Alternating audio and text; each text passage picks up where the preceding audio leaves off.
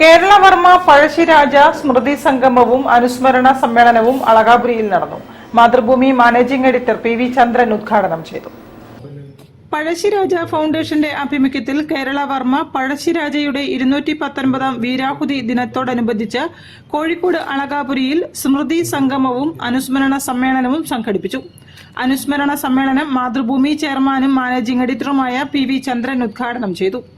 നമ്മുടെ ഇന്നത്തെ സ്വാതന്ത്ര്യ സമര ചരിത്ര പഠനത്തിൽ പഴശ്ശിരാജയ്ക്ക് അർഹമായ പരിഗണന ലഭിക്കുന്നതായി കാണുന്നില്ലെന്ന് അദ്ദേഹം പറഞ്ഞു. എഴുത്തുകാരനും വയലാർ അവാർഡ് ജേതാവുമായ UK കുമാരൻ മുഖ്യാതിഥിയായി പങ്കെടുത്തു.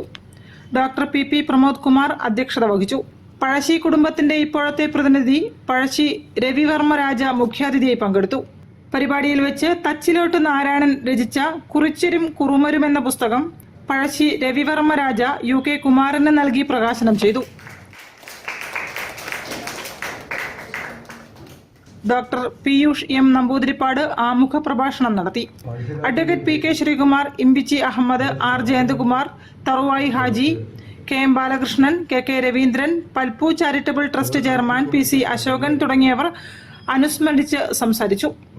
News bureau, Kozhikode. Brennanites Calicut chapter souvenir പുറത്തിറക്കി. മേയർ ബീന